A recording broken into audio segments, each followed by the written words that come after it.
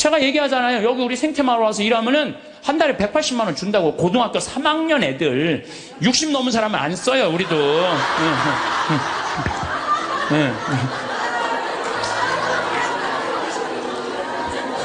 아니, 그랬더니 많은 분들, 신부님 노인들한테 강의하면서 살으라 하면서 왜 60? 우리는요, 우리 직원 23명이 다 60이 다 넘어서. 그래서 우리도 세대 교체가 필요해. 그래서 지금 최고 나이 많은 직원 70에 70. 근데 우리는 안 내보내요. 74인가? 최고 나이 많은 직원. 우리는 안 내보내요. 일을 할 수 있을 때까지 우리는 안 내보내는 게 기본 목적이에요. 근데 젊은 애들 이제 들어와야 된다. 그래서 고등학교 3학년 애들 180만 원 준다니까, 3달. 실습 3달. 그걸 주나면, 그러면 한 달에 200만 원 먹여주고 재워주고. 얼마나 좋아요. 그런데 여기를 안 오는 거예요. 여기를. 왜? 내 자식만은 연봉 3천, 4천만 원 되는데 보내고 싶다는 거예요. 여러분들, 미국 사람들이요, 얼마 버는 사람이 제일 행복한 줄 알아요? 4만 달러 버는 사람들이 제일 행복하대요. 이 연봉. 그래서 4만 달러면 얼마냐면 우리나라 4천만 원, 4천만 원. 4천만 원이면요, 우리나라에서 300만 원 정도 버는 사람이요, 미국에서 제일 행복하대요. 근데 우리나라 사람은 어떤 줄 알아요? 500만 원을 한 달에 벌어도 자기네들은 저소득자라고 생각을 하는 거예요. 500만 원을 벌어도. 대한민국 사람들이 지금 얼마나 욕심이 많은지 몰라요. 진짜 욕심. 한 달에 300만 원만 벌으면 먹고 살만 해요. 막말로. 그렇지 않아요? 한 달에 300만 먹고 살만 하지 않아요? 뭐가 문제? 애 학원만 안 보내면은 충분하지. 사람이요, 이 세상 살면서 미움이 없을 수는 없어요. 살아가면 미워하게 돼 있어요. 어떤 이유로든. 그런데 문제는 미워할 수밖에 없는 인생을 살지만은 결국은 미워하면 누구 손해냐면 내 손해니까. 그러니까 해결을 해야 되는 거야. 내 손해이기 때문에. 여러분들, 미워하면은요, 우리가 마음에 막 미움이 있어, 분노가 있어. 그러면은 무슨 일이 생기냐면 내 혈관 벽이 얇아진대요. 혈관 벽이 이거는 정신적인 고통만 오는 게 아니라 육체적인 고통도 같이 오는 거야. 혈관 벽이 얇아지고, 그 다음에 당뇨병, 심장병, 뇌출혈, 이런 게 생긴다는 거야. 미움이 꽉 차 있고 분노가 꽉 차 있는 사람이. 그리고 미움이 많으면 NK세포라고 암을 죽이는 세포가 없어진대요. 그래갖고 참고 사는 사람들, 막 미움 속에서 고통스럽게 사는 사람들이 암이 많이 걸리는 거예요. 신부님은 왜 걸렸어? 난 술 먹어서 걸려. 술 먹어서.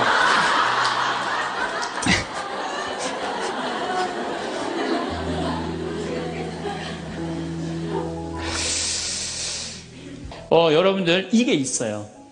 사람은 나약한 존재다, 부족한 존재다라는 걸 이해하기 시작하면요, 사람이 이해 안 될 사람이 없어요.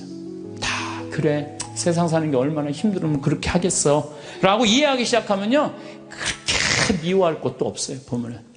그리고 아주 적극적인 방법은 뭐냐면은 얘기하는 거예요.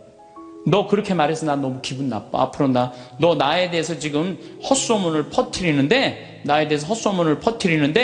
너 내가 들었어. 그러니까 난 그런 말 한 적 없어. 내가 들었다니까. 나 한 적 없어. 그래도 그렇게 말을 하고 나면은요, 어떤 문제가 있냐면 다음에는요, 무서워서 경계하게 돼 있어요. 근데 우리는 끝까지 말 안 해. 그래서 속에서만 끓이는 거야. 저걸 어떻게 하면 좋은가? 그냥 성당에 가서 그냥 예수님 앞에서 울고, 그냥 예수님하고만 그러고 나하고 문제를 일으키는 사람한테는 한마디도 안 하는 거예요. 그래서 부부 사이도 마찬가지라는 거예요. 내가 남편한테 기분 나쁜 일이 있으면 얘기를 해라는 거예요. 근데 우리는 대부분이 말 안 하고 참는 거예요. 혼자 끊임없이 상상을 하는 거예요. 그래서 그냥 나중에는 그냥 분노가 되는 경우가. 그래서 폭발이 돼갖고 그냥 너 죽고 나 죽자. 그래갖고 그냥 이 가스불 켜놓고 그냥 폭발을 그냥. 방화의 16%가 홧김에 지르는 불이래잖아요. 그래서 참 우리가 이 용서라는 게 참 그래서 중요한 거예요. 용서라는 게. 미운 사람이 막 신경이 쓰여. 그 사람 때문에 분노가 일어나. 미운 사람 때문에 분노가 일어나면 인생을 잘못 살 수가 있어요. 제가 얼마 전에 운전을 하고 하는데 딱 차를 열었는데 모기가 한 마리 딱 들어왔어요. 차 안에서. 음내를 운전하고 하는데 모기가 계속 날아다니는 거예요. 신경이 무지하게 쓰이더라고요. 근데 이놈이 싹 날아가더니 갑자기 바지 아래쪽으로 싹 들어가는 거예요. 다리 쪽으로 막 들어가는 거야. 그래서 싹 하더니 조용해졌어요. 이제 물기일보 직전인 거야. 아, 이걸 잡아야 되겠다. 그래갖고 이제 바로 보이니까 여기 어디 있나 이렇게 막 이렇게 찾는데 갑자기 앞에서 빵 소리가 나더라고요. 보니까 내가 그 모기 찾는다고 중앙선을 넘어서서 25톤 트럭한테 달려가고 있더라고요. 그냥 그 트럭이 꽝 한 거예요. 내가 정신 차리고 정말 심장이 쓰러요. 내가 모기 한 마리 잡으려다가 죽을 뻔했어요. 모기 한 마리 잡으려다가 죽을 뻔했어요. 여러분들 우리 인생 살면서 미운 사람 있어요. 신경에 거슬리는 사람 있어요. 근데 그 사람 잡으려고 그러다가 여러분 인생 망치는 경우가 있어요. 우리가 지금 뭐 하는 게 중요해? 내 인생 운전하는 게 중요해. 그러니까 그 사람들 굳이 신경 쓰지 않아도 된다는 거예요. 우리가 죄에 이르는 길은 뭐냐면 게을를 때 죄를 많이 져요. 일이 없는 사람이 꼭 남 탓하고 핑계대고 그리고 아무 일도 안 하면요 생각이요 멍청해지고 생각이 이상한 쪽으로 많이 흐르는 경우가 참 많아요. 그래서 우리 생태마을 직원들은 일이 너무 많아. 1년 내내 너무 바빠요. 사실 우리 생태마을 이렇게 보면은 1월달, 2월달은 콩을 600가마를 삶아요. 1월달, 2월달 콩을 600가마.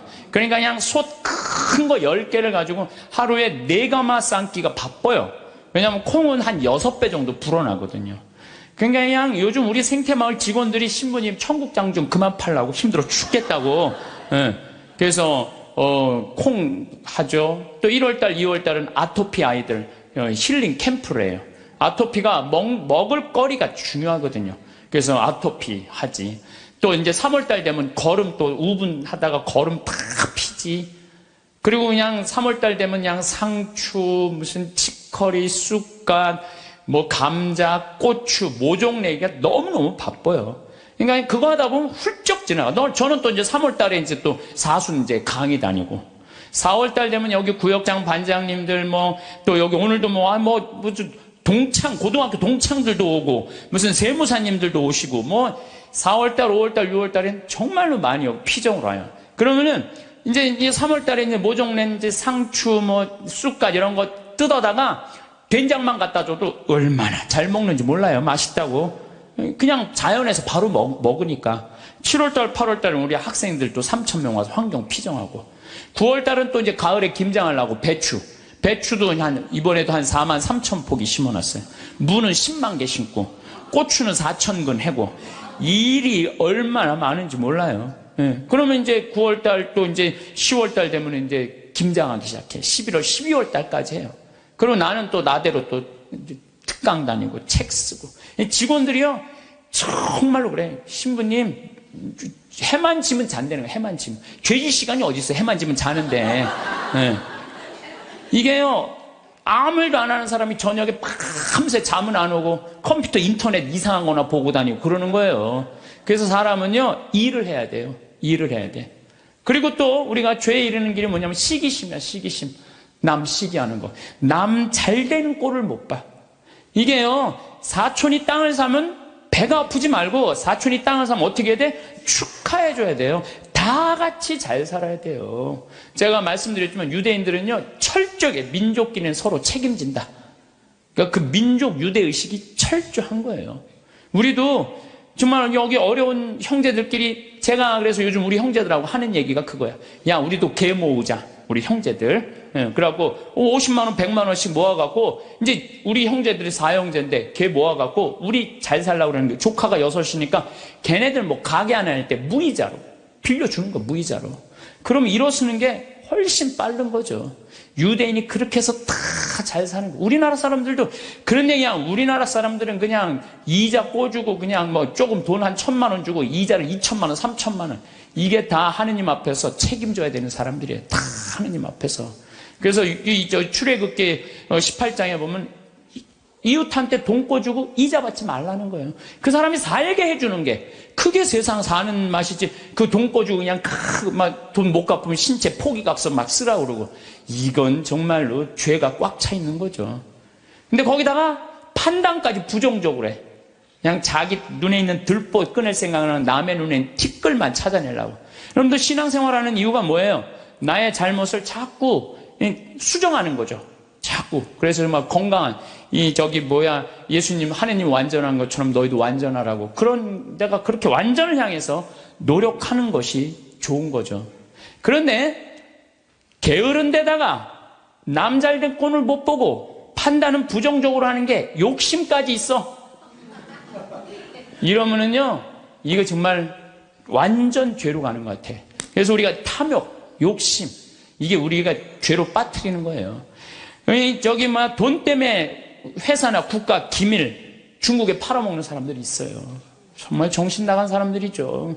지금 중국이 어떤 나라인데 거기다가 지금 중국이요 경제 규모가 8조예요. 우리는 1조인데. 그러니까 거기다가 그걸 팔아먹으면 어떻게 거기 걸 빼와야지. 근데 그냥 사장 자리 준다, 부사장 자리 준다, 이런 거에 혹해갖고 그냥 우리나라, 그냥 얼마 전에도 세계 특수강 업체 직원들이 억대 연봉 준다고 그냥 그걸 다 팔아는, 나라 국부가 유출되는 거예요. 다 뭐 때문에? 탐욕 때문에, 탐욕 때문에. 탐욕 많은 부자들이요, 사람들 무시해요. 돈 많은 부자들이요, 사람 무시해. 왜 무시하는 줄 알아요? 사람 가까이 하면 도와달라고 그럴까봐. 그게 귀찮으니까, 사람도 안 만나는 부자들 많아요. 그냥 자기만 그냥 그 돈 그냥 쥐고 쓰지도 않고. 그래서 제가 늘 말씀드리지만 돈은요 쓴 것만 내 돈이에요. 만약에 100억 있어. 근데 이 사람은 하나도 안 쓰고 죽었어. 그럼 그 사람 거지예요, 거지. 그렇지 않아요? 하나도 100억을 그대로 아까워갖고 한 푼도 안 쓰고 죽었어. 그게 무슨 100억 재산가예요. 근데 내가 한 5억, 10억 있어. 근데 그거 어려운 사람도 도와주고 맛있는 것도 먹고 나라 경제 돌아가라고 소비도 좀 하고, 이거는요 그 사람은 정말 알찬 부자예요. 근데 한 푼도 안 누고 그냥 싸두는 재미로만 갖고 있는다. 그 사람들은 탐욕 속에 사는 사람들, 나누지 않는 사람들. 우리가 죄 짓는 이유가 뭐냐면 다 욕심 때문에. 사랑받고 싶은 욕심, 돈 더 벌고 싶은 욕심, 출세하고 싶은 욕심, 자식 좋은 대학 보내고 싶은 욕심 때문에 우리가 괴로운 거예요. 내 인생에 내가 언제 제일 괴로웠나, 나도 보니까 내가 욕심 필 때 제일 괴로웠더라고. 나도. 내가 이제 여기 생태마을 한 10년 동안 하니까 여기 여러분들처럼 이렇게 많이 오는 거예요. 근데 많이 오는데 보통 우리가 여기 수용할 수 있는 인원이 200명. 근데 막 300명, 400명씩 막 온다고 그러는 거예요. 그러니까 3년 전, 4년 전에 이제 여기 한 거의 진짜 한 100억을 들여서 정말 꾸며놨어요. 근데 한 300명, 400명이 오니까 200명이 딱 맞는다는데 욕심이 생기는 내가. 이거 강당이 너무 조그만데 이거 좀 크게 해야지. 그래갖고 황토 성당 지으려고 계획을 했었어요. 설계까지 다 했어요. 사제관도 우리 부관장 신부님들이 오니까 사제관도 통나무집 좋은 데 있는데 황토 사제관을 짓는다고 설계도 다 해놨어요. 수영장도 저 마당에다 수영장도 해놔갖고 오는 분들이 수영도 또 내가 욕심을 피는 거죠. 근데 떨커덕 4년 전에 그런 계획을 했는데 떨커덕 내가 위암이 딱 걸린 거예요. 위암이 걸려 수술하러 들어가려고 이렇게 생각을 하니까 내가 만약에 죽는다면 성당이 뭐가 필요해? 황토 성당이. 사제관이 뭐가 필요해? 나 죽으면 내 후임자만 좋지. 네. 그렇지 않아요? 네. 수영장이 뭐가 필요해?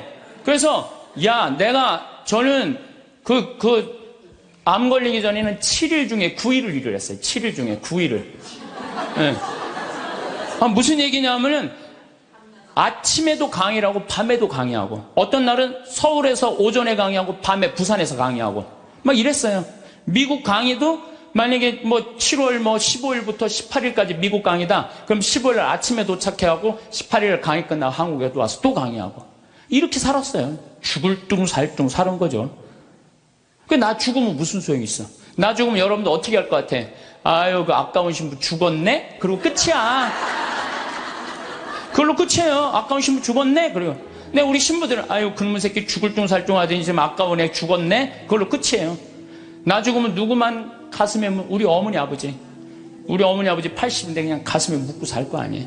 그래서 내가 수술하러 들어가면서 우리 직원들한테 뭐라고 그랬냐면, 나 수술하고 나오면 아무것도 안 한다. 성당 안 짓는다. 사제관 안 짓는다. 수영장 안 한다. 백지다, 백지. 수술하고 나와갖고 이제 건강해갖고 나왔단 말이야. 성당 안 짓고 이 황토 이것도 제가 흙으로 다 바른 거예요. 황토 15cm. 괜찮더라고요. 그리고 1년에 300명, 400명 오는 경우 1년에 두세 번이야. 그걸 욕심을 낸다고 그냥 30억, 40억짜리 또 공사를. 내가 얼마나 어리석었는지 몰라요. 지금 사제관도 황토, 통나무집 강에 얼마나 좋은지 몰라요. 수영장도 그냥 여기 강에 가서 하면 되는 걸, 그냥 굳이 왜 여기다 또 수영장을 만들어갖고 또 가만히 보니까 다 내 욕심이야, 욕심. 그냥 아무것도 안 하니까요, 너무 좋은 거예요. 너무 좋은 거예요. 편안하고. 그렇다고 뭐 생태마을 망하는 것도 아니고, 다 내 인생이 괴로운 건요, 남 때문이 아니에요. 다 내 욕심 때문에, 다 내 욕심 때문에. 여러분들, 단골집 있는, 장사 잘 되는 집 있죠? 단골집에 막 손님이 바글바글해. 근데 자리가 20개밖에 안 돼. 그런데 그냥 막 한 50명이 돌아가. 사장이 막 100그릇을 팔아도 너무너무 행복해. 막 사람들이 막 돌아가고. 그런데 요 100그릇에 만족하지 않고 돌아가는 사람이 아까운 거야. 돌아가는 사람 아까운 거예요. 아유, 저거 내가 가게 조금만 크게 지면은 내가 저것도 다 팔 수 있는데 500그릇까지 팔 수 있을 것 같은데. 그래갖고 이제 땅을 좀 사서 건물을 크게 져요. 100명 앉을 수 있는 좌석을 해갖고. 그러니까 뭐 음식도 맛있고 그러니까 사람들이 한 200그릇 팔려. 그럼 100그릇 팔다가 200그릇 팔리면 행복해, 안 행복해요? 행복해져. 근데 이 사람은요, 목표가 500그릇이야. 500그릇이니까 몇 그릇 손해본다고 생각해? 300그릇 손해본다고 생각을 하는 거야. 그러니까 옛날에는 그냥 100그릇 팔 때는 얼굴이 반짝반짝 웃고 그냥 손님들한테 너무너무 다정했는데, 옮겨갖고 째려보는 거예요. 이거, 오늘 300명이 안 왔네. 이것이 어떻게 하면 좋지? 웃던 사장 얼굴이 새로 이사가거나 얼굴이 굳어 있어. 직원도 2명이면 충분하던 거 10명 주려고 그러니까 은행에 이제까지 빚까지 해갖고 건물을 줘놨는데, 옛날에는 그냥 뼈국물, 오리지널 뼈국물만 울고갖고 손님한테 줬는데, 아이씨, 이거 돈이 안 되네. 야, 우유 타, 막. 우유 타. 그러니까 손님들이 와서, 옛날에 그 맛이 아니네. 이 사람이 집 옮겨가더니, 그 집 옛날에 그 맛이 아니야. 그러면 순식간에 망하는 거예요. 그래서 다 욕심 때문에 망하는 거, 욕심 때문에. 여러분들 집도 마찬가지야. 25평 살 때 행복했어. 근데 50평짜리 친구 집에 아파트를 가보니까 우리 집 25평이 그 집 화장실에 들어가게 생겼어. 그래갖고 내가 은행 이자도 좀 하고 좀 무리를 해서 내가 50평을 사야지. 50평을 샀어. 여러분들 50평 사면은요, 상황이 달라져. 25평일 때는 25인치로 충분해. 근데 50평짜리를 가지고 25인치 테레비를 갖고 가면요, 요만해. 네. 그럼 어떻게 해야 돼? 50cm로 사야 돼. 네? 냉장고도 2도어 하던 걸 6도어로 해야 돼. 네. 50평에서 티고 타고 나오기 창피해. 그랜저는 사야 돼. 점점 힘들어지는 거예요. 우리가 인생이요, 가만히 생각해 보세요. 욕심을 안 피면요, 고통스럽지 않아요. 근데 뭐 때문에 고통스러워? 욕심 때문에 고통스러워. 성당도 마찬가지야. 성당도 가만히 보면은요, 성당도 내가 이렇게 이제 우리 젊은 신부님들 이렇게 새로 성당 지을 때 이렇게 가서 보면요, 교우들 한 2,500명, 3,000명이면요, 그 교우들 죽어라 모아야 30억 모아요. 그런데 설계를 한 걸 보면 50억짜리, 100억짜리 해놓은 성당 많아요. 그러면 50억, 100억짜리 해놓으면은 50억이 들어간다 그러면 교우들이 50억 우리가 어떻게 내지? 나 돈도 없는데. 또 못 내는 교우들은 미안해서 성당 못 나오고. 이 성당 짓는 데는데 교우가 늘어나야 되는데 줄어드네? 그러니까 신부님이 반짝반짝 웃다가 어떻게 되는 거야? 인상을 쓰는 거죠. 하느님 집 짓는 데는데 왜 돈을 안 내냐? 맨날 욕하고. 그 다 욕심 때문에 죄를 짓는 거예요. 욕심 때문에. 욕심을 안 피면요, 우리가 정말로 행복해요. 얼마나 좀 대한민국 살기 좋아요. 그러니까 자식들한테 욕심도 우리가 참 우리나라 사람들 욕심이 많은 거. 어떤 그 명왕성이라는 영화 찍은 감독 얘기 아니에요. 전교 2등 하는 여자아이가 있었대요. 전교 2등. 전교 2등이면 공부 정말로 잘하는 거예요. 나는 전교 610명 중에 597등 했어. 597등. 전교 2등이 뭐야? 난 전교 100등 안에만 들어도 원도 한도 없겠어. 근데 2등 하는 애한테 엄마가 맨날 그러는 거야. 조금만 더 하면 잘할 수 있을 텐데 왜 1등을 못 해오냐 이거야. 얘는 근데 죽을 만큼 해도 그 1등을 못 따라가는 거야. 죽을 만큼 해도 1등을 못 따라. 얘는 얼마나 힘들겠어. 근데 한번 1등 하는 애가 뭐 몸이 아팠는지 어땠는지 시험을 잘못 봐갖고 얘가 전교 1등을 한 거야. 그래갖고 엄마한테 1등 딱 성적표를 주고 딱 네 말하고 죽었어요. 이제 됐지. 엄마 욕심 채웠으니까 이제 됐지 하고 아파트에서 때리면서 죽은 거예요. 이렇게 지금 우리가 자녀들을, 우리들 욕심 때문에 수도 없는 아이들이 죽어나가고 있어, 영원히. 수도 없는. 아니, 머리가 안 돌아가는 애한테 공부하라 그러면 돼요. 머리가 안 돌아가는 애한테 뭐라, 이래라 그래야지. 공부하라 그러면 돼요. 그래서 제가 항상 하는 얘기가 그 얘기예요. 포크레인 가르치라, 이거 포크레인. 트랙터, 용접 기술이요. 정말 좋은 거예요. 그런 것들이 시간 가는지 몰라요. 일 열심히 하고 그러면 사는 게 재밌거든요. 욕심 때문에 우리가 고통을 겪는 경우가 너무 많아. 그러니까 여기 계신 여러분들, 혹시 빚 있는 분들, 걱정하지 말아라. 빚도 갚다 못 갚으면 죽으면 되지, 뭐, 걱정이야. 그걸 뭐 걱정하고 그래. 갚다 못 갚으면 죽으면 되지.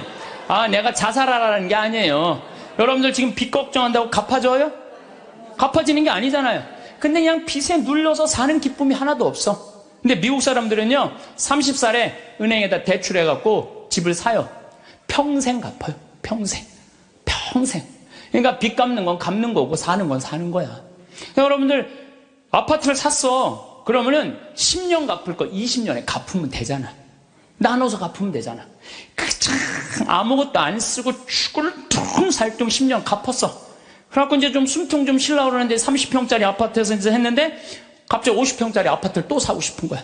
그럼 또 대출 받아갖고 50평 죽을 평생 그냥 돈 한 푼도 못 쓰고 집만 늙히다가 죽는 사람들 많아요.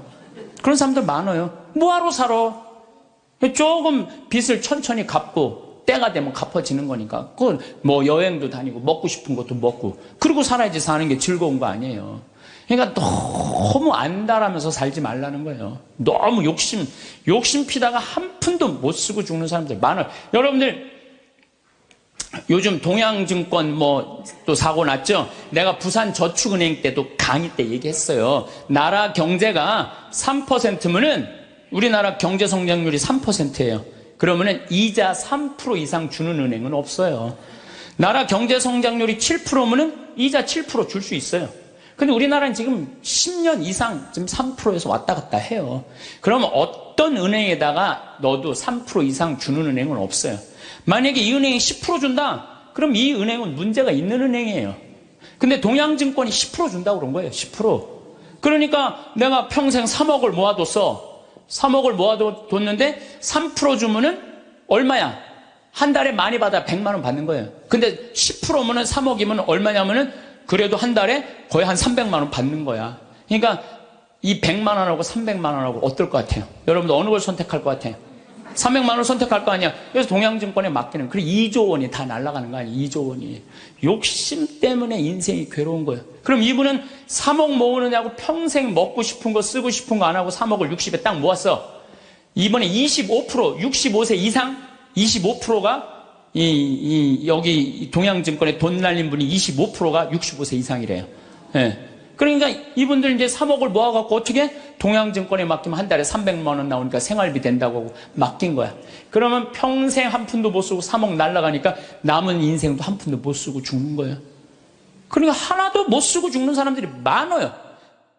그래서 제가 항상 하는 얘기가 그래요. 내 신조는 뭐냐? 그 달에 번 건 그 달에 다 쓰자. 이게 내 신조.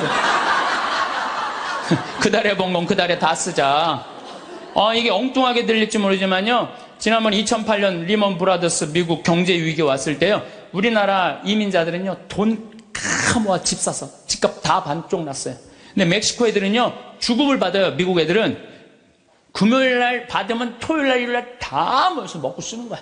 그리고 또 월요일부터 죽으라고 일하고 금요일 날 또 다 그래갖고 내가 그때 강의 갔을 때 그분들이 저 사람들이 인생 제대로 사는 거라고. 우린 평생 살면서 고생만 했지 마음 놓고 먹어본 적이 없는데 쟤네들은 토요일날 일요일만 되면 모여가고 먹고 그냥 쟤네들은 날아갈 것도 없으니까 얼마나 속 편이야 이거예요. 날아갈 것도 없으니까. 속쓰리는 그냥 한국 사람들만 그냥 집 다 사돈 한국 사람들 속쓰리는 거예요. 그러니까 여러분들 써라. 쓰고 열심히 벌면 된다. 쓰고 물론 저축도 하긴 해야 되지만은 돈 아까워갖고 한 푼도 못 쓰는 사람들 이런 사람들 참 많아요. 그래서 우리가 좀 지혜로워야 돼. 욕심이 얼마 전에 무슨 여행사에서 200만 원을 주면 2억을 준다고 그랬는데 돈이 얼마나 많이 모이는지 모른다고 지금 경찰에서 지금 조사 들어갔잖아요. 여러분들 그게 지금 가능한 얘기예요? 200만 원을 줬는데 2억을 벌리게 해준다는 게 가능해요? 근데 그 수많은 사람들이 그 돈을 넣는 게 뭐야? 다 이놈의 욕심 때문에. 욕심 때문에 죄를 짓는 거예요. 욕심 때문에. 그러니까 여러분들은 누가 뭐 5% 줄 테니까 돈 맡겨. 믿지 마세요. 3%만 맡기세요. 3%만.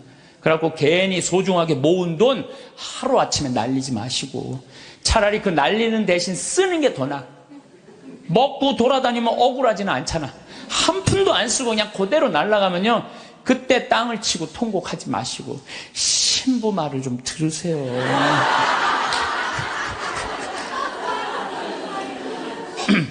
이 모든 게 쌓여갖고 뭐가 되냐? 미움이 돼요. 모든 게 쌓여갖고 미워. 그래서 이 마음 안에 미움이 있으면요, 행복할 수가 없어요. 마음 안에 미움이 있어요. 여러분들 막 너무너무 사람을 미워해. 미워 죽겠어. 그러면은 미워 죽겠으면은 내가 미운 사람이 괴로울 것 같아? 미워하는 내가 괴로울 것 같아요? 그게 문제예요. 내가 막 저놈 미워 죽겠으면 저놈 미워갖고 죽었으면 좋겠는데 저놈이 안 죽고 누가 죽어? 내가 죽어, 내가. 그러니까 미움은 누가 해결해야 돼? 내가 해결해. 내가 해결해야 돼. 근데 여러분들 생각을 해봐요. 왜 미움이 생겨요? 남편 일도 안 하고 노름하고 술 먹고 그냥 맨날 두들겨 패고 그런 마음 안에 미움이 생겨요, 안 생겨요? 생겨요. 자식 해례는 공부는 안 하고 컴퓨터 게임만 하고 그냥 아침에 나올 때면 막 돼지꼬리 말려서 머리 말려갖고 나오고 10시에 11시에 일어나면 미워요, 안 미워요? 부모 해준 거 하나도 없이 그냥 어렸을 때 그냥 고생만 시키더니 그냥 늙어갖고 용돈 내놔라, 병원비 내놔라, 죽지도 않으면서 계속 그러면은 미워요, 안 미워요? 솔직히 미워요. 그 사람들 굳이 신경 쓰지 않아도 된다는 거예요. 근데 우리는 다 해결하려고 그래. 그냥 전부 그냥 다 사랑하려고 그래. 다 내가 미운 사람이 있으면 예수님한테 미안해. 그렇죠? 내가 미워하는 사람이 있으면 예수님한테 미안하잖아요. 그래갖고 그냥 이 사람도 사랑하고 주 예수의 이름으로 이 사람도 사랑하고 저 사람도 사랑하고 주 예수의 이름으로. 근데 여러분들 그러지 마세요. 어떻게 다 사랑해요. 이 사람은요, 동그란 사람, 네모난 사람, 세모난 사람, 별난 사람 있어요. 근데 중간에 삐죽한 놈이 있어. 삐죽한 말 한마디 해도 상처 주는. 꼭 나한테 미움을 불러일으킨 사람이 있어요.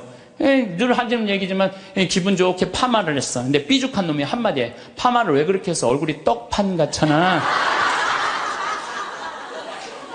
그냥 그 사람만 만나면 너무 미운 거야. 아, 내가 예수님 믿는 사람이 이렇게 미워하면 안 되지, 미워하면 안 되지. 그래갖고 이 사람을 용서를 해요. 용서를 해요. 자기가 정말 힘들지만 정말로 주 예수의 이름으로 용서를 또 해줘요. 해주는데 또 겨울에 또 한다는 소리가 저기 뭐야, 남편이 돈 못 벌어 옷을 이렇게 후줄구리하게 입고 다녀. 또 착한 사람들이 이게 문제예요. 그러니까 파마를 왜 그렇게 했어? 얼굴이 떡판 같잖아. 그러면은 이런 사람은 누굴 소개시키냐면 별난 놈을 소개시켜. 별난 놈. 찔러도 안 들어가는 놈. 네가 파마 대줬냐? 이씨, 파마도 안 되는 게 내가 떡판 같은 네가 무슨 상관이야? 이러면요, 별난 사람은 상처를 안 입어요. 근데 동그란 사람은 파마를 왜 그렇게 해서 얼굴이 떡판 같잖아? 그러면 착한 사람은 뭐라고 그러냐면 그러게 하다 보니까 그렇게 됐네. 그럼 어디 가서 울어? 성당 가서 우는 거야. 그러지 말라는 거예요. 어떻게 모든 사람을 사랑해요? 여러분들, 우리가 착각하고 있는 게 있어요. 성서에 모두 사랑하라는 말은 없어요. 서로 사랑하라고 그랬지. 언제 모두 사랑하라고 그랬어? 서로 사랑하라고 그랬지. 예수님 다 사랑했어요? 예수님? 나는 성서를 아무리 읽어봐도 예수님 다 사랑한 거 찾아볼 길이 없어요. 예수님이요, 회당장 야이로의 딸 살리러 갈 때, 회당장 야이로의 딸을 막 살리러 가는데 12년 동안 하혈한 여자가 예수님 딱 붙잡아요. 예수님이 가다가 내 몸에서 기적의 힘이 나갔다. 누구냐? 제자들이 막 찾아요. 누군가. 근데 여자가 저라고, 제가 12년 동안 이 하혈하는 거 고치려고 재산을 다 탕진해갖고 마지막으로 선생님 만졌다고. 그러니까 딸아, 내 믿음이 너를 살렸다. 이랬을 때 진짜 어깨 우쭐했던 건 제자들이에요. 이야, 우리 스승님은 옷만 만져도 저렇게 다 낫는구나. 참 기가 막히다. 다음엔 누구야? 뭐 회당장 딸이 죽었다고. 가자. 쫙 갔어요. 근데 딱 갔는데 예수님이 집에서 돌변해. 회당장 집에 들어가고 엄마 아빠 들어오라고 그러고 12명 중에 딱 3명만 불러. 베드로, 야고보, 요한 셋만 들어와. 딱 셋만 데리고 들어가요. 아니, 갔으면 다 같이 데리고 들어가야 될 거 아니야. 다 같이. 근데 왜 셋만 데리고 들어가? 9명 기분 나쁘게. 그렇지 않아요? 여러분들 본당 시민님하고 어느 뭐 환자 방문을 갔어. 근데 한 10명이 갔어. 근데 본당심이 다 같이 갔는데 갑자기 마리아 데레사 루시아 이러면 나머지 서 있어. 기분 나빠요, 좋아요?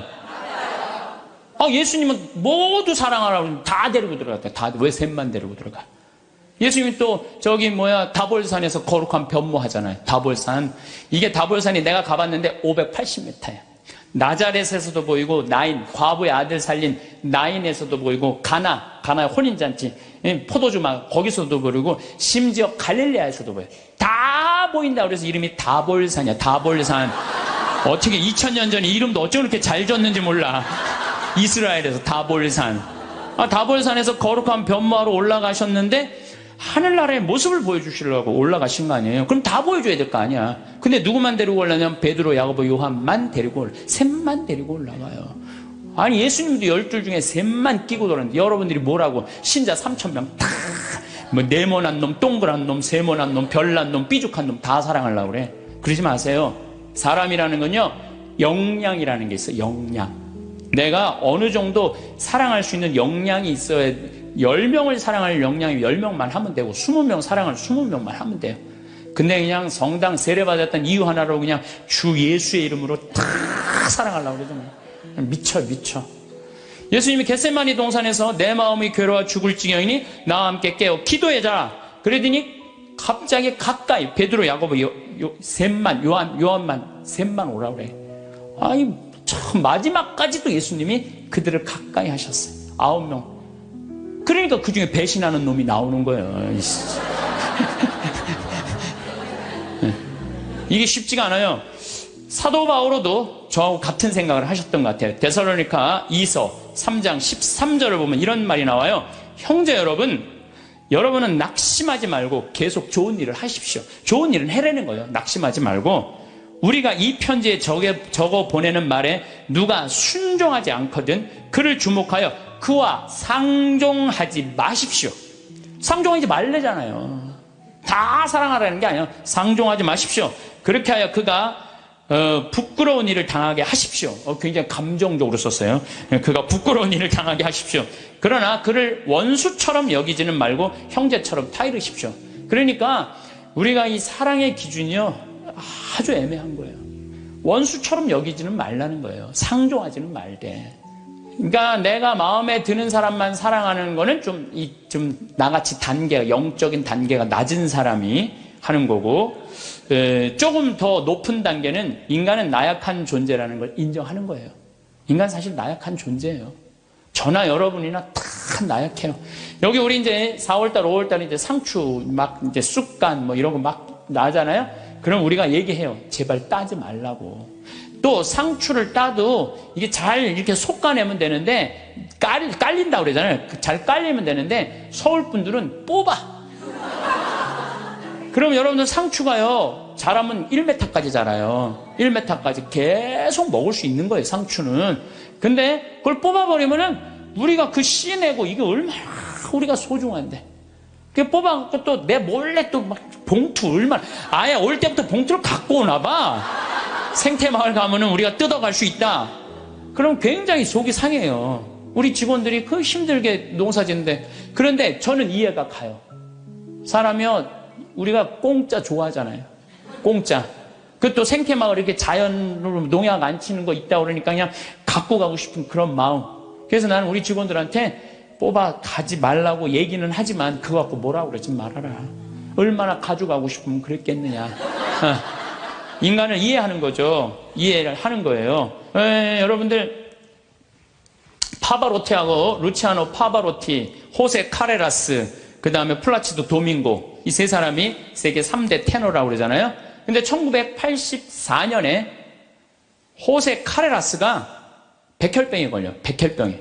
호세 카레라스가 백혈병에 걸려갖고 이제 치료를 다니는데 그때는 뭐 30년 전이니까 돈이 없으니까 미국 시애틀로 이제 치료를 한 달에 한 번씩 비행기를 타고 왔다 갔다 하는 거예요.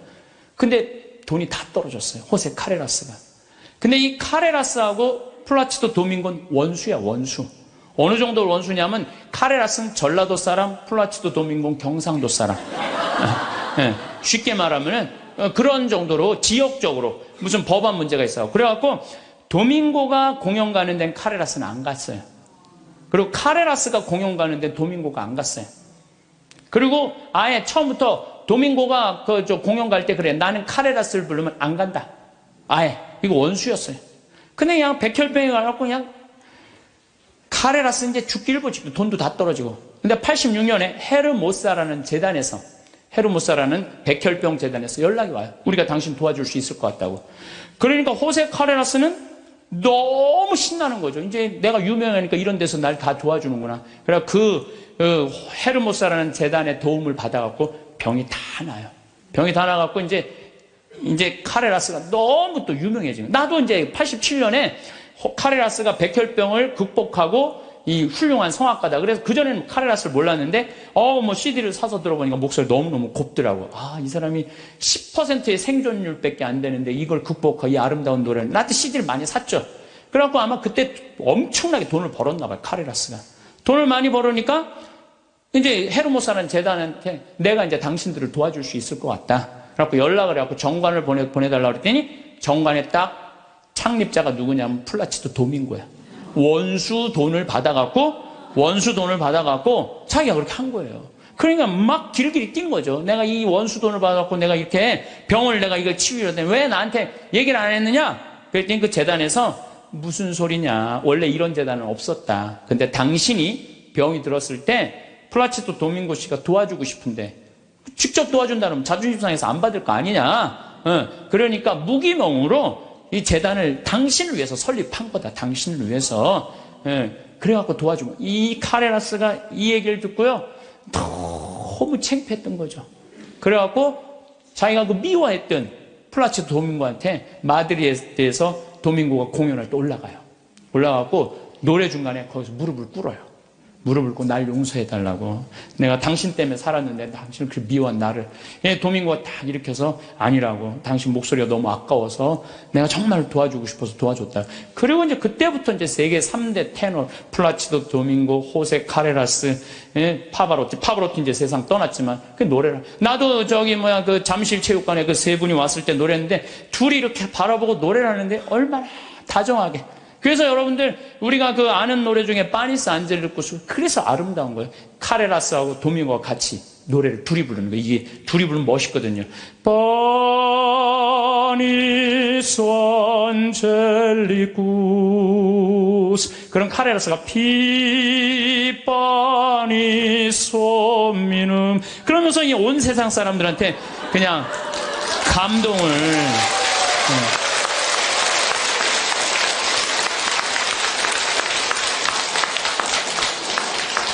그래서 여러분들 우리가요 용서할 때 행복한 거예요. 용서할 때 내 마음이 자유로운 거예요. 신부님, 근데 그 사람이 내 남편이면 어떻게? 그건 나도 몰라. 그건 남편이면 나도 몰라 어떻게 되는지.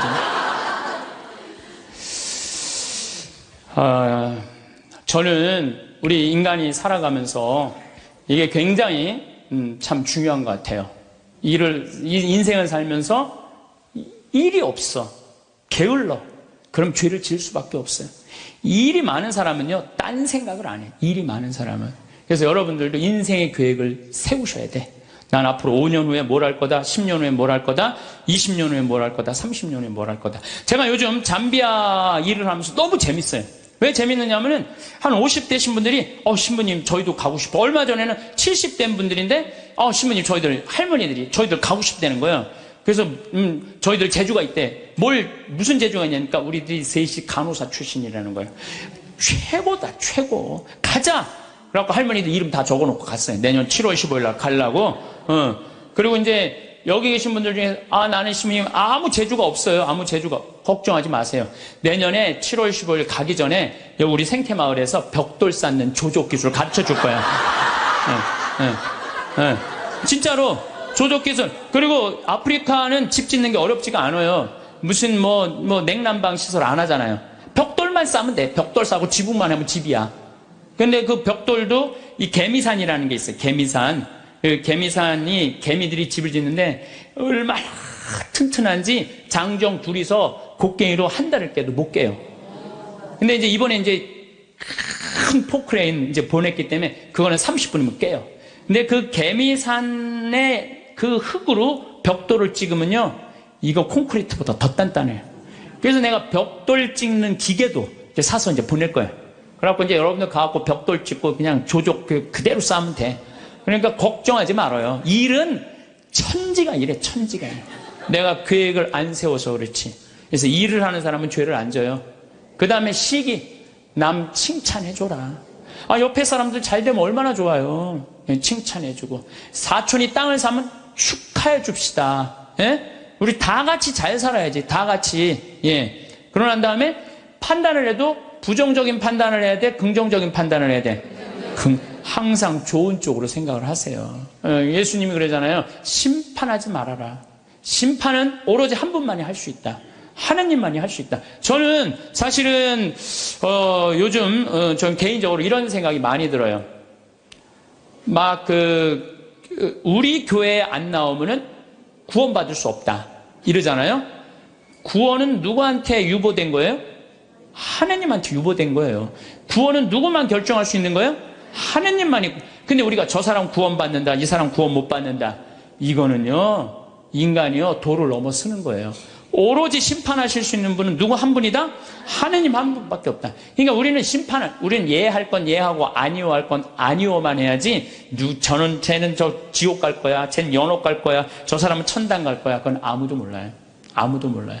그래서 가끔 우리 천주교는 요즘 제가 어떤 생각이 드느냐면, 우리 천주교는 굉장히 요즘 넓어요. 그래서 교회 밖에도 구원이 있다고 그래요. 근데 난 전적으로 동의해요. 교회 밖에도 구원이 있어요. 여러분들, 우리 조상님들은 세례 받았어요, 안 받았어요? 500년 전, 1000년 전 조상님들은 세례 못 받았잖아요. 그럼 다 지옥 가 있어요? 아니죠. 그럼 천당 가 있어요? 모르죠. 모르잖아요. 그러니까 누구한테 유보시켜줘야 돼? 하느님께 유보시켜줘야 돼요. 아니, 세례를 안 받아서 착하게 양심적으로 자연의 순리 따라 살아간 분은 하느님 뜻대로 산 사람들이라고 우리가 생각해줘야 되는 거예요. 그러니까 판단하지 말라는 거예요. 판단하지 마. 그 다음에 욕심 피지 말고. 1 더하기 1은 2예요. 근데 한 걸음 한 걸음 가지 한 번에 10걸음 가려고 그러면은 떨어지든지 넘어지든지 까지든지 해요. 그러니까 한 걸음 한 걸음 가는 인생, 이게 겸손이에요. 겸손이에요. 저도 수없는 경험을 통해서 나도 욕심 많이 폈었죠. 돈에 대한 욕심, 일에 대한 욕심. 그 펴본 결론, 아니다, 오늘 하루가 제일 중요하다. 하루하루가. 그래서 여러분들 그렇게만 살면요, 남의 재물 탐내지 않는 사람이요, 제일 행복한 사람이에요. 내가 어제도 이런 얘기를 했어요. 굉장히 아주 요즘 뜨는 배우 엄마야. 그랬더니 어떤 사람이 와갖고, 요즘 뜨니까 돈 좀 5천만 원 내라고. 그 남의 재물 탐내는 거예요. 그렇지 않아요? 부자들한테 가갖고, 당신 돈 좀 내놓으라고. 그게 남의 재물 탐내는 거예요. 내고 싶을 때 내는 거지. 내가 내랜다고 부자라는 이유 하나로 어디 가서 돈 내놓으라고. 그거 강도짓이야, 강도짓. 그래서 나는 우리 교우들이 3억을 도와준 거는 내고 싶은 사람들이 낸 거예요. 내가 강제로 내라고 해서 한 사람도 없어요. 딱 2명. 우리 어머니하고 형한테만 강제로 내라고 그러고. 성공한 사람들을 보면 크게 두 부류로 나뉘는 걸 알 수 있습니다. 하나는 자신이 성공했다고 여기저기 떠벌리고 다니는 사람들, 그리고 또 하나는 조용히 아무 말 없이 자기 삶을 사는 사람들입니다. 우리는 흔히 성공을 하면 자연스럽게 자랑하고 싶어질 거라고 생각하죠. 좋은 차를 사고 비싼 시계를 차고 SNS에 멋진 사진을 올리고 싶을 겁니다. 왜냐하면 그렇게 하면 남들이 나를 더 인정해 줄 거라고 믿으니까요. 하지만 현실은 그렇지 않습니다. 오히려 진짜 성공한 사람들은 그렇게 행동하지 않습니다. 왜냐하면 보여줄 필요가 없기 때문입니다. 돈이 많다고, 높은 자리에 있다고, 유명하다고 해서 굳이 그걸 드러낼 필요는 없습니다. 그걸 아는 사람들은 이미 알고 있고, 모르는 사람들은 알 필요가 없죠. 그런데도 굳이나 성공했다고 떠드는 사람들이 있습니다. 그런 사람들은 왜 그럴까요? 간단합니다. 그 사람들은 사실 그렇게까지 성공한 게 아니기 때문입니다. 우리는 종종 SNS에서 성공한 사람들을 봅니다. 해외여행을 가고 고급 레스토랑에서 밥을 먹고 멋진 차를 타고 다니는 모습? 그런데 가만히 보면 그런 걸 보여주는 사람들은 언제나 뭔가를 팔고 있습니다. 강의를 팔든 자기 브랜드를 홍보하든 아니면 단순히 자기 자존감을 유지하려고 하든 간에 결국 목적이 있는 거죠. 진짜 부자들은 그렇게 하지 않습니다. 오히려 조용히 아무도 모르게 자기 일을 합니다. 왜냐하면 자랑해서 얻을 게 없기 때문입니다. 오히려 괜히 잘난 척했다가 사람들에게 이용당하거나 시기와 질투를 받거나 쓸데없는 오해를 사는 게 더 피곤합니다. 이건 단순한 돈 이야기가 아닙니다. 사회적인 성공을 이룬 사람들도 마찬가지입니다. 진짜 실력 있는 사람들은 자기 실력을 굳이 떠벌리지 않습니다. 왜냐하면 그럴 필요가 없으니까요. 자기 분야에서 최고라면 사람들이 먼저 알아서 찾아옵니다. 반대로 실력이 부족한 사람일수록 자기를 포장하려고 애씁니다. 우리가 흔히 듣는 말이 있죠. 빈수레가 요란하다. 이 말이 괜히 있는 게 아닙니다. 정말 내실이 있는 사람들은 굳이 시끄럽게 굴지 않습니다.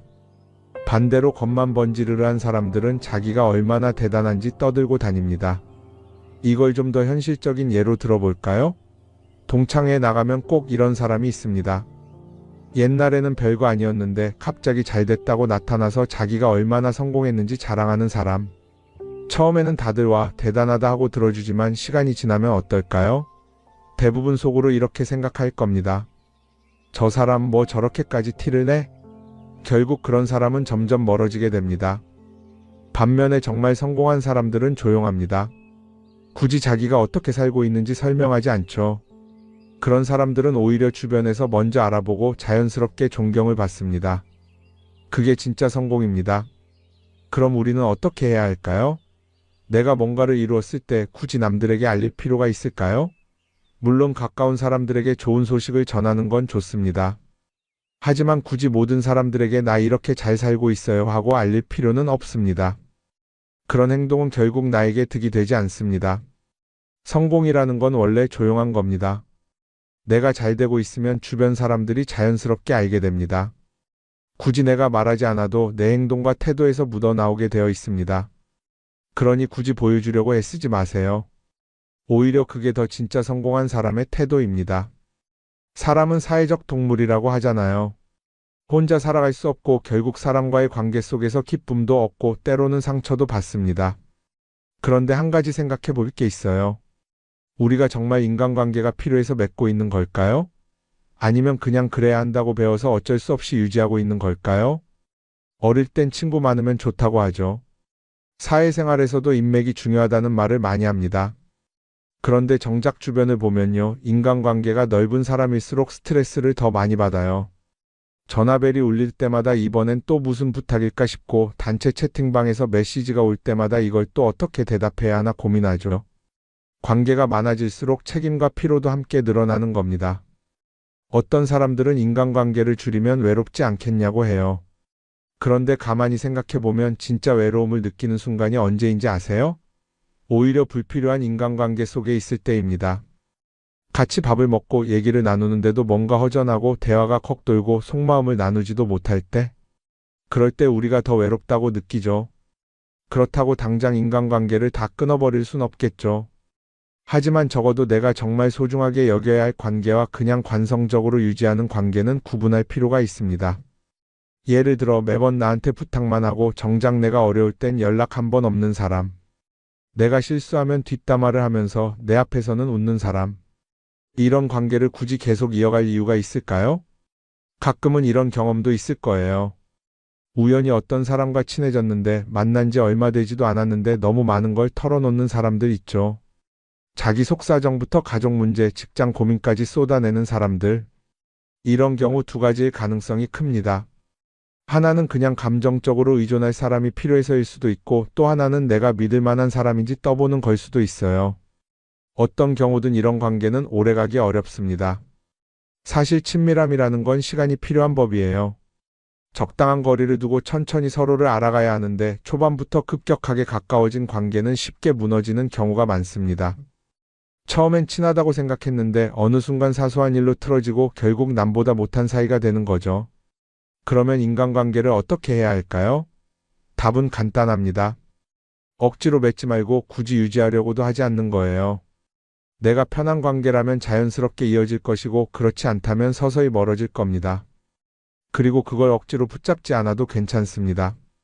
관계를 유지하는 데 에너지를 쓰기보다는 정말 소중한 관계에 집중하는 게 더 낫지 않을까요? 어떤 사람은 내가 인간관계를 줄이면 나중에 나 혼자 남는 거 아니냐 걱정하기도 해요. 그런데 생각해보면요, 진짜 나를 위하는 사람은 많지 않아요. 인간관계를 줄인다고 해서 완전히 혼자가 되는 게 아닙니다.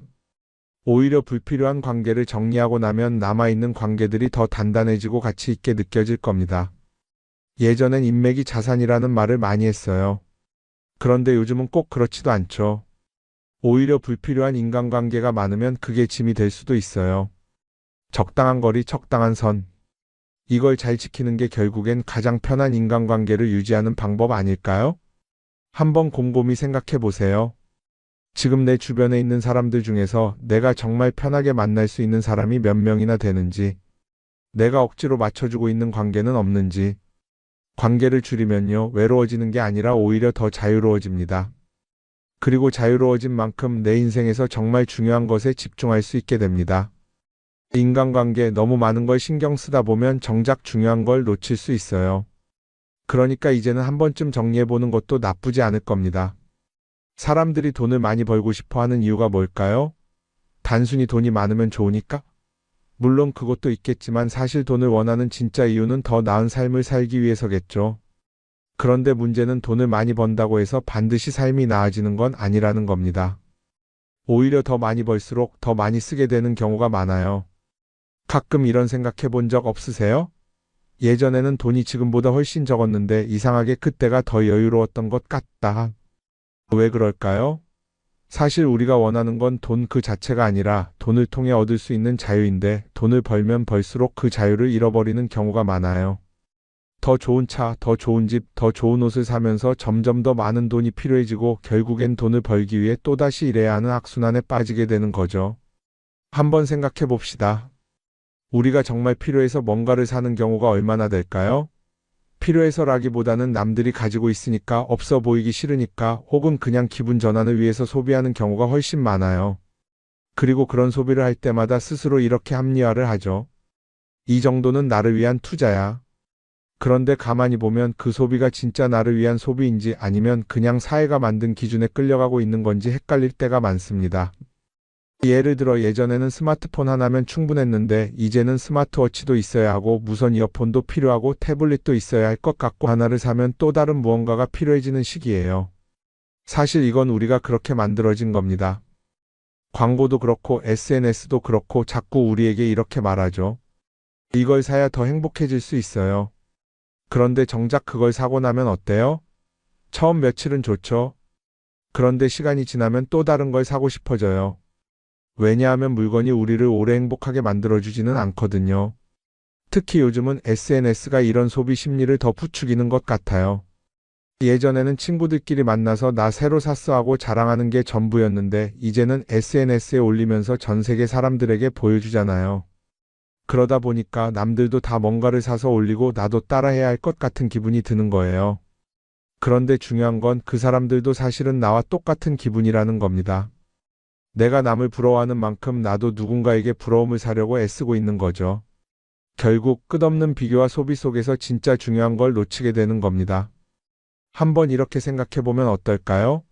만약 내가 지금부터 딱 1년 동안 불필요한 소비를 하지 않는다면 내 삶이 어떻게 변할까? 아마 처음에는 답답할 수도 있어요. 사고 싶었던 걸 참아야 하니까. 그런데 그걸 몇 번 참고 나면 어느 순간 깨닫게 될 겁니다. 내가 굳이 이걸 안 사도 괜찮네? 그렇게 불필요한 소비가 줄어들면 자연스럽게 돈이 쌓이겠죠. 그런데 돈이 쌓이는 것보다 더 중요한 게 있어요. 바로 마음의 여유가 생긴다는 겁니다. 돈을 쓰지 않는다고 해서 불행해지는 게 아니라 오히려 소비로부터 자유로워지면서 진짜 행복을 찾을 수 있어요. 물론 이걸 실천하는 게 쉽지는 않겠죠. 우리 주변에는 소비를 부추기는 것들이 너무 많으니까요. 하지만 적어도 이런 건 해볼 수 있습니다. 뭔가를 사고 싶을 때 한 번만 스스로에게 물어보는 거예요. 이게 정말 나한테 필요한 걸까? 아니면 그냥 순간적인 욕심일까? 만약 그 질문을 던졌을 때 5초 안에 당연히 필요하지 라는 답이 나오지 않는다면 사실 그건 없어도 되는 물건일 가능성이 큽니다. 정말 필요한 건 고민할 필요도 없이 바로 떠오르거든요. 그러니까 이제는 한 번쯤 생각해 봐야 할 것 같아요. 나는 지금 내가 원하는 삶을 살고 있는 걸까? 아니면 남들이 만든 기준에 맞추기 위해 내 시간을 팔고 있는 걸까? 소비를 줄인다는 건 단순히 돈을 아끼는 게 아닙니다. 그건 결국 내 삶의 선택권을 되찾는 일이거든요. 돈을 많이 버는 것도 중요하지만 더 중요한 건 그 돈을 어떻게 쓰느냐입니다. 그리고 때로는 아무것도 사지 않는 게 최고의 선택일 수도 있어요. 우리는 요즘 SNS 없이 사는 게 거의 불가능한 시대에 살고 있죠. 아침에 눈 뜨자마자 휴대폰을 확인하고 출근길에도 SNS를 보고 잠들기 전까지도 계속 들여다봅니다. 그러면서 남들이 어떻게 사는지 보고 나도 모르게 비교하게 되고 때로는 초조해지기도 하죠. SNS에 올라오는 사진들 한번 보세요. 맛집에서 멋진 음식을 먹고 해외여행을 다니고 좋은 옷을 입고 성공한 삶을 사는 사람들. 그런데 가만히 보면 이 사람들이 정말 행복해서 저런 사진을 올리는 걸까요? 아니면 그냥 행복해 보이고 싶은 걸까요? 실제로 SNS에 가장 많이 올라오는 사진이 뭔지 아세요? 남들이 부러워할 만한 순간들입니다. 집에서 편하게 쉬고 있는 모습이나 출근길에 지친 얼굴, 어제 먹다 남은 배달 음식 사진 같은 건 잘 안 올리죠. 대신 멋진 레스토랑, 명품 가방, 고급 호텔 같은 것들이 올라옵니다. 왜 그럴까요? 결국 SNS는 보여주기 위한 공간이기 때문입니다. 여기서 중요한 게 있어요. 우리가 SNS에서 보는 건 그 사람의 삶 전체가 아니라 편집된 일부 장면이라는 겁니다. SNS는 마치 한 편의 다큐멘터리나 영화처럼 잘 꾸며진 장면들만 보여줍니다. 그런데도 우리는 그걸 보면서 아, 저 사람은 나보다 더 행복하구나 하고 착각하죠. 예를 들어 SNS에서 한 친구가 해외여행을 가서 아름다운 풍경을 찍어 올렸다고 해볼게요. 우리는 그걸 보면서 부럽다, 나도 저렇게 살고 싶다라고 생각하겠죠. 그런데 정작 그 친구는 사진을 찍고 나서도 일 때문에 스트레스를 받고 있을 수도 있고 여행 비용을 감당하느라 카드가 걱정을 하고 있을 수도 있습니다. 그 부분은 우리는 알 수가 없죠. 그런데 문제는 이렇게 남들과 비교하는 습관이 쌓이면 결국 내 삶이 초라하게 느껴진다는 겁니다. 원래는 그냥 조용히 살아도 괜찮았는데 SNS를 보고 나면 나만 뒤처지는 것 같고 뭔가를 더 해야 할 것 같고 괜히 불안해지죠. SNS는 기본적으로 사람들의 비교 심리를 자극합니다. 남들이 가진 걸 나도 갖고 싶게 만들고 남들이 하는 걸 나도 해야 할 것 같은 기분이 들게 만들죠. 그러다 보니 필요하지도 않은 걸 사게 되고 무리해서라도 화려한 곳에 가게 되고 남들에게 보여주기 위해 사는 삶을 살게 됩니다. 그럼 어떻게 해야 할까요? 사실 정답은 간단합니다. SNS에서 보이는 것들을 곧이곧대로 믿지 않는 것입니다. 그리고 더 중요한 건 남과 비교하는 걸 멈추는 것이에요. 어떤 사람이 비싼 차를 타고 다닌다고 해서 그 사람이 꼭 행복한 건 아닙니다. 좋은 차를 타고 다니지만 밤마다 사업 걱정에 잠 못 이루는 사람도 많아요. 반대로 대중교통을 이용하지만 마음 편하게 사는 사람도 있죠. 결국 행복은 보이는 것이 아니라 느끼는 것입니다. SNS를 덜 보면 덜 불행해진다는 연구 결과도 있어요. 하루 종일 남의 삶을 보면서 비교하는 시간을 줄이면 내 삶에 집중할 수 있는 시간이 많아지는 겁니다.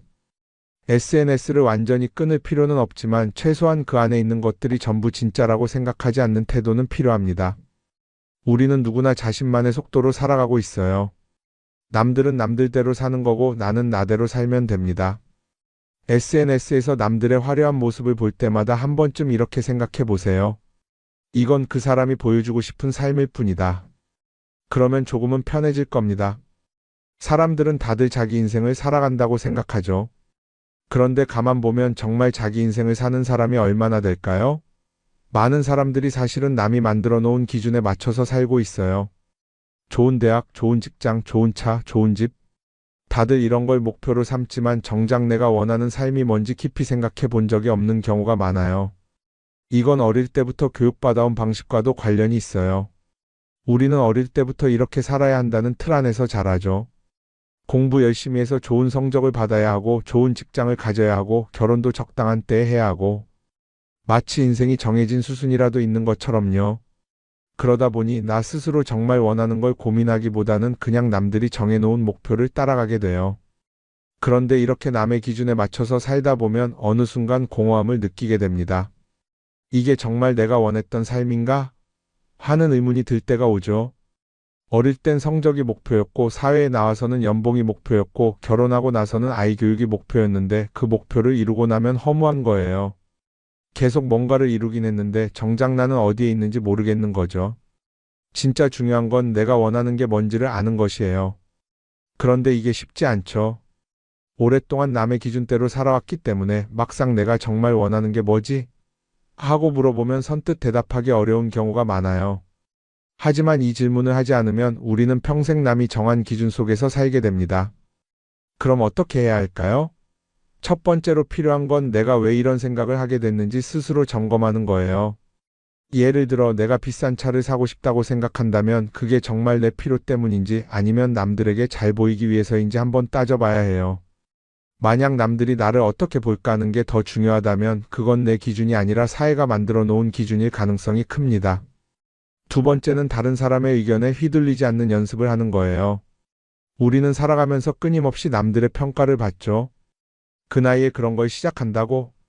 지금 그게 가능하겠어? 이런 말들이 우리를 흔들어 놓습니다. 그런데 그런 말에 신경 쓰다 보면 결국 아무것도 하지 못하게 돼요. 중요한 건 남들이 뭐라고 하든 내가 결정하는 거예요.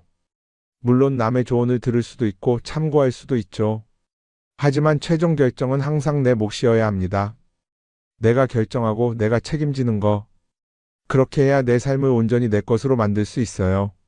세 번째는 내가 한 선택에 책임지는 자세를 가지는 거예요. 많은 사람들이 무언가를 선택하고 나서도 후회하죠. 괜히 이걸 했나? 이 선택이 잘못된 건 아닐까? 그런데 한 가지 확실한 건 후회한다고 해서 과거가 바뀌지는 않는다는 거예요. 내가 한 선택이라면 그 선택이 틀렸다고 해도 받아들이고 그 안에서 최선을 다하는 게 더 중요해요. 이렇게 말하면 그럼 실수하면 어떡하죠? 라고 걱정하는 분들도 있을 거예요. 하지만 생각해보면 우리가 실수를 두려워하는 이유도 결국 남의 시선 때문이에요. 내가 실패하면 남들이 날 어떻게 볼까? 이런 걱정이 더 크죠. 그런데 남들은 생각보다 우리한테 관심이 없어요. 우리가 성공하든 실패하든 남들은 자기 삶을 사느라 바빠요. 그러니까 내 인생의 주인은 결국 나 자신이라는 걸 명확히 할 필요가 있어요. 내 선택을 하고 그 선택에 책임지면서 남이 아니라 나에게 맞는 길을 찾는 것. 그게 진짜로 내 삶을 살아가는 방법이 아닐까요? 어쩌면 우리는 너무 오랫동안 이렇게 살아야 한다는 틀 속에 갇혀 있었는지도 모릅니다. 하지만 이제는 한 번쯤 생각해 봐야 합니다. 나는 진짜 내 삶을 살고 있는가? 그리고 만약 아니라면 지금부터라도 조금씩 바꿔보면 어떨까요? 말년에 불행하지 않으려면 어떤 말을 조심해야 할까요? 그래서 오늘은 나이가 들수록 조심해야 하는 말에 대해서 말씀드리려고 합니다. 이런 말 버릇만 조심하신다면 말년에도 운이 살아나고 편안한 노년을 보내실 수 있으실 겁니다. 말년운을 달아나게 만드는 말 첫 번째는 나의 약점은 절대로 말하지 마세요. 우리는 인생을 살면서 수많은 사람들과 만나고 또 헤어지곤 합니다.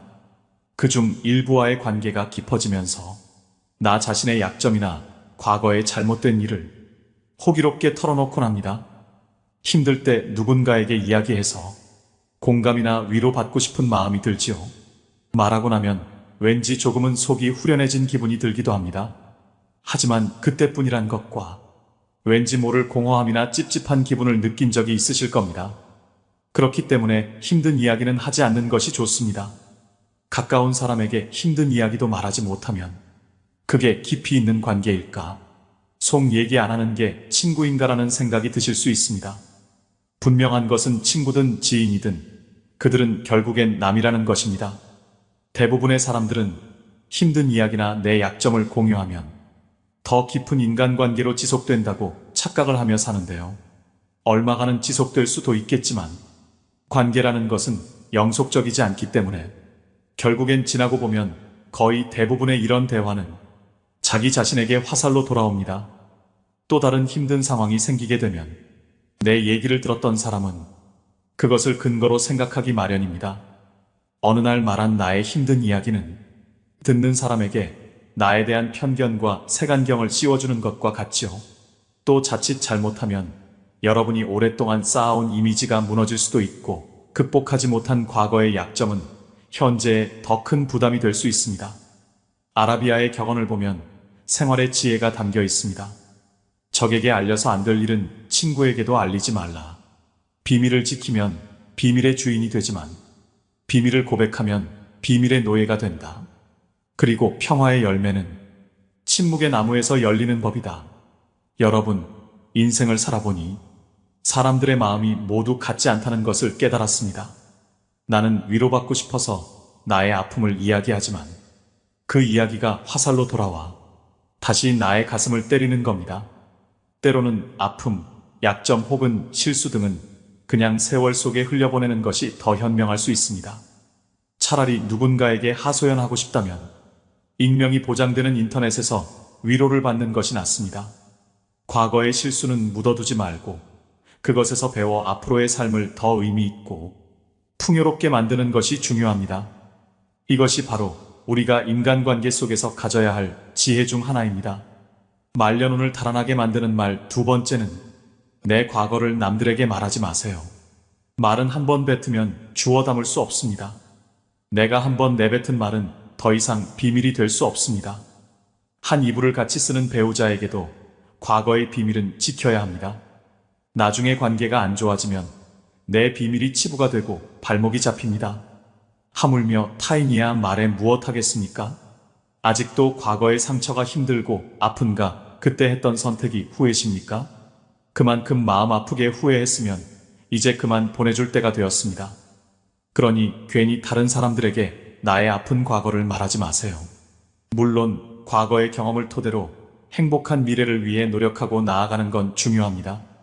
지난날의 실수를 다시는 반복하지 않도록 더 좋은 방법을 찾는 것도 중요합니다. 우리는 과거의 실수로부터 배워 삶을 더 의미 있고 풍요롭게 만들 수 있습니다. 그 과정에서 시행착오가 있더라도 이것이 우리 인간이 성장하는 방법입니다. 그러니 아무리 절친한 친구나 배우자에게도 내 과거사를 절대로 말하지 마세요. 겉으로는 진실되어 보이는 사람이어도 내 과거의 불행이 상대방에게는 위안이 될 수 있습니다. 그들에게 말거리를 주지 마세요. 말년운을 달아나게 만드는 말 세 번째는 절대 돈 자랑하지 마세요. 들떠서 생각 없이 했던 돈 자랑으로 말년의 재물복 다 나갑니다. 잘 되면 자랑하고 싶은 마음이 굴뚝 같지요. 더욱이 요즘은 물질과 마음 둘 다 궁핍한 세상이다 보니 돈으로라도 자존감과 우월감을 남의 눈치 안 보고 누리고 싶은 마음도 당연합니다. 하지만 어떤 상황에서건 먼저 돈에 대한 얘기는 절대로 시작하지 말아야 됩니다. 인간은 다른 사람이 나보다 더 많이 가졌다는 이유만으로도 상처받는 존재입니다. 자칫하면 친구를 잃거나 심지어는 자신의 재물복이 사라지며 재산마저 잃을 위험이 있는데요. 진짜 친구라면 축하를 해줘야 되는 거 아닌가 생각하실 겁니다. 하지만 나와 비슷한 처지라고 생각했던 사람이 갑자기 자신과의 격차가 확 벌어지는 기분이 들면 상대적 박탈감을 느끼게 됩니다. 보통 사람들은 삼성 이재용 회장을 보고 시기질투하진 않습니다. 원래부터 나와의 격차가 말도 안 되게 큰 사람이기 때문입니다. 아무리 나이가 들어도 돈에 대한 욕심은 끝이 없습니다. 유튜브만 보더라도 심하게 짠내가 나거나 힘든 상황을 겪는 사람의 콘텐츠일수록 인기가 많은 맥락과도 같은데요. 이처럼 사람들은 자신보다 더 어려운 사람을 보고 자기 위안과 승리감을 맛보기도 합니다. 돈은 내가 많다는 걸 남이 알아도 문제이고 내가 적다는 걸 남이 알아도 문제입니다. 혹여나 친하게 지내는 사람이 돈을 빌려달라는 부탁을 거절함으로써 친구와의 관계가 손상되거나 돈을 빌려주었지만 돌려받지 못해 친구를 잃는 경우도 많습니다. 반대로 돈이 너무 없어 보여도 사람들이 멀리할 수도 있으니 적당히 꾸미고 적당히 쓰면서 말년을 지내시는 게 가장 좋습니다. 여기서 가장 중요한 것은 돈을 어떻게 사용하고 어떻게 다루느냐입니다. 돈 얘기를 하면 안 되는 것은 자식도 마찬가지입니다. 자식들 결혼자금이다, 사업자금이다 하면서 노후 자산을 턱턱 내놓는 부모들이 많은데요. 자신은 백발이 성해지도록 여행 한번 제대로 못 가보고 입고 싶은 옷, 먹고 싶은 거 아껴서 자식 손에 쥐어주는 일은 절대 하지 마셔야 됩니다. 노후에는 나 자신만을 위해 사셔야 됩니다. 그것 또한 내 노후를 지키는 길임을 명심하시길 바랍니다. 말년운을 달아나게 만드는 말 네 번째는 거짓말을 하지 마세요. 여러분, 나이가 들어도 사소한 거짓말을 하면서 임기응변으로 세상을 살아가는 사람들을 주위에서 종종 보았을 것입니다. 혹시 그런 사람을 보신다면 어떤 생각이 드시나요? 인생은 저렇게 살아야지 하는 생각이 드시나요? 아니면 왜 나이 먹고 저렇게 살고 있을까 하는 생각이 드시나요? 거짓말이 정말 큰 사기만 해당되는 것이 아닙니다. 아주 사소한 이야기라도 이것이 버릇이 된다면 정말 신뢰가 없는 사람이 될 것입니다. 어쩌다 상대와의 대화에서 말문이 막혀 거짓말을 하게 되는 경우도 있습니다. 또 어떤 상황을 회피하기 위해 거짓말을 하는 경우도 있죠. 하지만 지나고 보면 숨기고자 했던 모든 것이 다 탄로가 나고 사소한 거짓말에서 시작한 행동을 감추기 위해 걷잡을 수 없이 더 큰 거짓말을 하게 되는 경우도 허다합니다. 바로 눈앞의 현재의 상황을 피할 수 있을지 모르지만 거짓말은 더 큰 문제를 가져올 수 있습니다. 자신이 잘못한 상황이라면 정직하게 실수를 인정하고 사과하는 것이 중요합니다. 부처님 말씀에 내가 남에게 받고 싶은 대로 남을 대접하라고 했습니다. 내가 다른 사람에게 신뢰받고자 한다면 나 스스로 먼저 신임을 줄 수 있는 사람이 되어야 합니다. 그래야 말년에도 귀인을 만나 뜻밖의 기회가 생길지도 모를 일입니다. 말년운을 달아나게 만드는 말 5번째는 나의 목표를 말하지 마세요. 여러분은 자신의 목표를 다른 사람에게 말하고 계신가요? 아무리 말년이라도 나의 긍정적인 목표를 굳이 남에게 말할 필요는 없습니다. 같은 목표를 가진 사람이 아닌 이상 부정적인 반응을 듣기 쉬운데요. 사람들은 훈수 두는 것을 좋아합니다. 나이 들어서 무슨 목표냐? 그냥 살던 대로 살지라고 속으로 생각할 수 있습니다. 이처럼 목표를 말하는 것은 훈수 두는 사람들에게 좋은 먹잇감이 되는 것입니다. 또한 여러분이 목표를 이루어도 대부분의 사람들은 질투심을 느낍니다. 사촌이 땅을 사면 배가 아프다는 말이 있듯이 부러워하면서도 시기와 질투를 하게 되는데요. 그래서 그렇게 친하지 않은 사람들에게 목표를 말하는 것은 대체로 좋지 않은 결과를 가져옵니다. 나의 목표를 듣고 진정으로 응원하고 같이 나아갈 수 있는 사람들에게만 여러분의 목표를 나누는 것이 현명합니다. 여러분의 꿈과 목표는 소중하므로 그것을 함부로 다른 사람들에게 말하지 않고 자신의 길을 묵묵히 걸어가는 것이 중요합니다.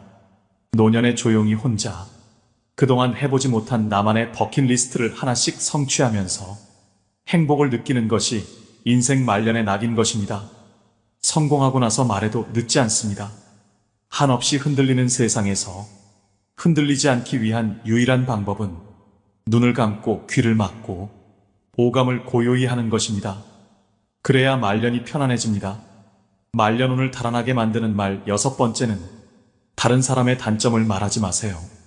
우리는 살면서 남의 이야기를 많이 하고 삽니다. 그리고 남의 약점을 이야기하는 것이 좋은 일이 아니라는 건 누구나 다 알고 있죠. 하지만 우리가 살아가면서 어떻게 남 이야기를 안 하고 살 수 있을까요? 세상 돌아가는 이런저런 이야기를 어떻게 안 하고 살 수 있을까요? 하지만 그럼에도 우리가 남의 이야기를 쉽게 하는 것을 조심해야 합니다. 남을 헐뜯는 사람은 세 사람을 죽인다고 했습니다. 자신을 죽이고 듣는 사람을 죽이고 비난의 당사자를 죽이는 것입니다. 다른 사람들과 누군가에 대한 비난을 같이 하게 되면 그 순간에는 그들이 나와 한편인 듯 느껴지지만 결정적인 순간에는 결국 서로를 의심하게 되는데요. 이로 인해 신뢰가 요구되는 좋은 기회들이 내게 왔을 때 놓치게 될 것입니다. 여러분들 주변에 기적적으로 내가 한 이야기를 무덤까지 가지고 갈 사람이 있다면, 남에게 절대로 말하지 않을 사람이 있다면 괜찮겠지만, 그렇지 않다면 부디 남의 단점에 대해 입에 올리지 않는 게 좋겠습니다. 물론 남의 비밀과 사생활은 무엇보다 흥미로울 수 있는 이야기이지만 내가 그것을 이야기하는 재미에 너무 빠진다면 자칫 입이 가벼운 사람으로 오해를 받을 수가 있습니다. 그리하여 내가 어려울 때 곁에 있어줄 사람이 없어질 수 있으니 남의 이야기, 특히 남의 단점을 이야기할 때는 신중을 기하심이 어떨런지요. 말년운을 달아나게 만드는 말 7번째는 남들에게 절대로 생색내지 마세요. 은혜를 베풀었으면 보답을 바라지 말고 남에게 주었으면 뒤에 후회하지 마세요. 입만 열면 자랑하고 생색내는 사람이 있습니다. 자랑 같지 않은 것도 자랑하는가 하면 대화가 안 통하는 사람도 있습니다. 생색내는 사람과 같이 있을 때 피곤하고 스트레스를 받았던 경험이 다들 있었을 것입니다. 불교에서는 보시라는 단어가 있습니다. 보시는 은혜를 많이 베푸는 것을 뜻합니다. 내가 다른 사람들에게 베풀면 베풀수록 그 복은 몇 배로 나에게 크게 돌아옵니다. 내가 설령 그 복을 받지 못해도 내 자손에게라도 복이 가게 됩니다. 그런데 이런 복에도 조건이 하나 붙습니다. 남에게 베풀었다면 생색내지 말고 베푼 일을 잊어버려야 한다는 것입니다. 친구와 같이 밥과 술을 먹었는데 친구가 밥값을 놓고 와서 내가 밥값을 내야 할 때도 있을 것입니다. 평소에 친구가 밥값을 놓고 온 적이 없었다면 생색내지 말고 하루는 그냥 내가 밥을 사주면 됩니다. 다른 사람에게 착한 일을 했더라도 자랑하지는 마세요. 선행을 했다면 내 마음 안에서만 느끼며 굳이 타인에게 밝히지 않아도 됩니다. 내가 진실한 마음으로 착한 일을 했다면 그것만으로도 차고 넘치고 충분합니다. 선행을 베푼 이후에는 남들에게 자랑하지 말고 내 행동의 의미를 느끼며 스스로에게 만족하세요.